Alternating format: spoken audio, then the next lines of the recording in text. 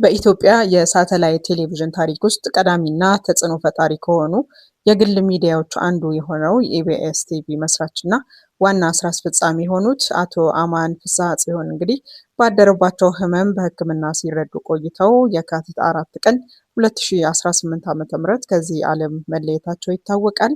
የኢቢኤስ ቴሌቪዥን ማኔጅመንት ባወጣው መደበኛ መግለጫም እንግዲህ የአቶ አማንን ህልፈት በከፍተኛ ሀዘን አረጋግጧል። ተቋሙ በመግለጫው ላይ ለኢትዮጵያ ሚዲያ እድገት ለጣቢያችን ስኬት የማይተካ ሚና የተጫወቱት የታላቅ ራዕይ ባለቤት የሆኑት ብርቱ ሰው ዛሬ እንደ ቤተሰብ እንደ ጣቢያ ብናጣም የአቶ አማንን ፍስሐ ጽዮን ራዕይ ይቀጥላል ሲሉም ገልጸው ነበር።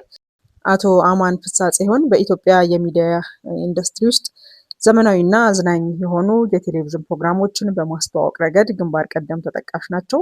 በተለይ እንደ አውሮፓውያን አቆጣጠር በ2008 በዩናይትድ ስቴትስ ሲልቨር ስፕሪንግ ሜሪላንድ ውስጥ የኢቢኤስ ቴሌቪዥንን በመመስረት በውጭ የሚኖረውን ኢትዮጵያዊና ትውልደ ኢትዮጵያዊ ከሀገሩ ባህልና ዜጋ ጋር በተለይ ከዜናዎች ጋር ለማገናኘት ትልቅ ድልድይ ሆኗል። ጣቢያው ወደ ኢትዮጵያም በስፋት በመግባት እንግዲህ በርካታ ወጣት የሚዲያ ባለሙያዎችን፣ አቅራቢዎችና የኪነ ጥበብ ሰዎችን ወደ አደባባይ አውጥቷል። በኢትዮጵያ ቴሌቪዥን የይዘት አቀራረብ ላይም የከፍተኛ ጥራት ወይም ደግሞ ሃይ ዴፊኒሽን ኤችዲ ስርጭትን፣ ዘመናዊ የቶክ ሾው ስልቶችን በማስተዋወቅ ረገድ አሻራው የጎላ እንደሆነ ይታወቃል። እንግዲህ አቶ አማን ለኢትዮጵያ የሚዲያ ነፃነትን፣ እድገትን ትልቅ አስተዋጽኦ ያበረከቱ፣ በስራቸው ደግሞ ለብዙዎች አርአያ እና አበረታቸው የነበሩ ሰው ናቸው በሚል በስራ ባልደረቦቻቸው በአድናቂዎቻቸው ዘንድ ሲገለጹም ይታወቃል። እንግዲህ በተለይ የቀብር ስነስርዓቱ እንዲሁም ተያያዥ ጉዳዮች በቀጣይ እንደሚገለጽ ተነግሯል። እንግዲህ ብዙ ሰው በተደጋጋሚ እያነሳ እንደሚገኘው ኢቢኤስ ቴሌቪዥን ያው ከ2 ዓመት በፊት የተወዳጁን የቴሌቪዥን ፕሮግራም አቅራቢ አስፋው መሸሻን አጥቷል። ከዛ ደግሞ እንግዲህ አሁን ከሀዘን ራሱ ብዙ አላገገመም። እንደምናውቀው በጣም ተወዳጅ በተለይ በቤተሰብ ጨዋታ በተለያዩ የኪነ ጥበብ ስራዎቹ የምናውቀው ተወዳጁ የኪነ ጥበብ ሰው ነፃነት ወርቅነህም እንግዲህ ካረፈ ገና 1 ወር እንኳን አልሆነውም እና 1 ወር ባልሞላ ጊዜ ውስጥ ተደጋሚ ይሄ ጉዳይ መፈጸሙ ወይ መፈጠሩ ብዙዎችን አሳዝኗል። እንግዲህ ነፃነትም በኢቢኤስ ቴሌቪዥን ባለው የቤተሰብ ጨዋታ ነው ይበልጥ በየሳምንቱ ወደ አድማጭ ተመልካቹ የሚደርሰው። እንግዲህ አሁን ባልተጠበቀ ሁኔታ የቴሌቪዥኑ መስራች እና ዋና ስራ አስፈጻሚ የሆኑት አቶ አማን ፍስሐ ጽዮን መለየታቸው ደግሞ ብዙዎች ይበልጥ እንዲደነግጡ ጥርጣሬ ውስጥ እንዲገቡም ሆነዋል። ምክንያቱም ምንድን ነው እየተፈጠረ ያለው የሚለው ነገር እንግዲህ ትንሽ አስደንጋጭ ነው። በእርግጥ እንዳገኘሁት መረጃ ከሆነ አቶ አማን በጣም ከፍ ያለ ሕክምናን ሲከታተሉ ነበር።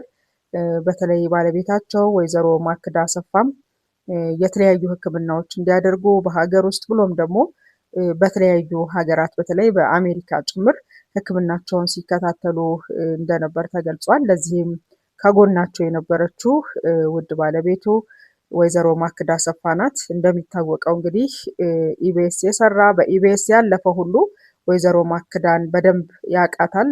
ለጣቢያው ቀጥ ብሎ መቆም ሳይዛነፍ በተለይ በአድማጭ ተመልካቹ ዘንድ ያለው ነገር ሳይወርድ እንዲዘልቅ በማድረግ ትልቅ ሚናን የምትጫወት ሴት ናት።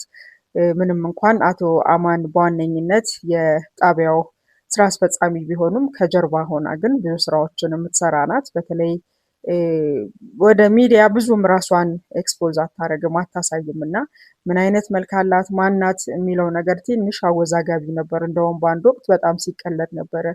የኢቢኤሷ ወይዘሮ ማክዳ አሰፋና እንዲሁም ደግሞ ጌታቸው አሰፋ መልካቸውን ሳያሳዩ ከኋላ ብዙ የሚሰሩ ሰዎች ተብሎ እንግዲህ በጣም ሲነገር ነበር።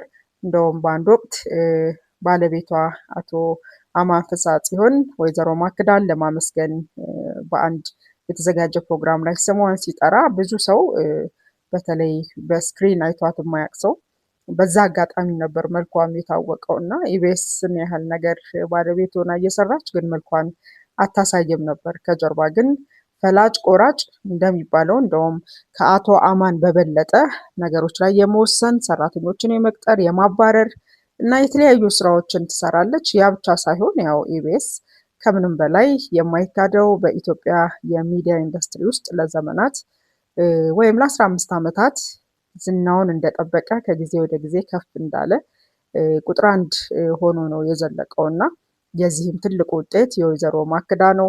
ይሄም በአቶ አማን ፍስሐ ጽዮን በአንድ ወቅት ተገልጾ ነበር በምስጋና። ለማንኛውም እንግዲህ ሰው የሰራው ስራ ነው ምድር ላይ መጠሪያ ስሙ ሆኖ የሚቀጥለው። ማንም ሰው ይወለዳል፣ በጊዜው ሲጠራ ደግሞ ይሄዳል። አቶ አማን ፍስሐ ጽዮን በተለይ በመዝናኛው ዘርፍ በኢትዮጵያ የሚዲያ ታሪክ ከፍ ያለ ስራን ሰርተህ ስላለፍክ እናመሰግናለን። ነፍስ ይማር። አዲስ ከሆናችሁ ሰብስክራይብ ማድረጋችሁን እንዳትዘነጉ።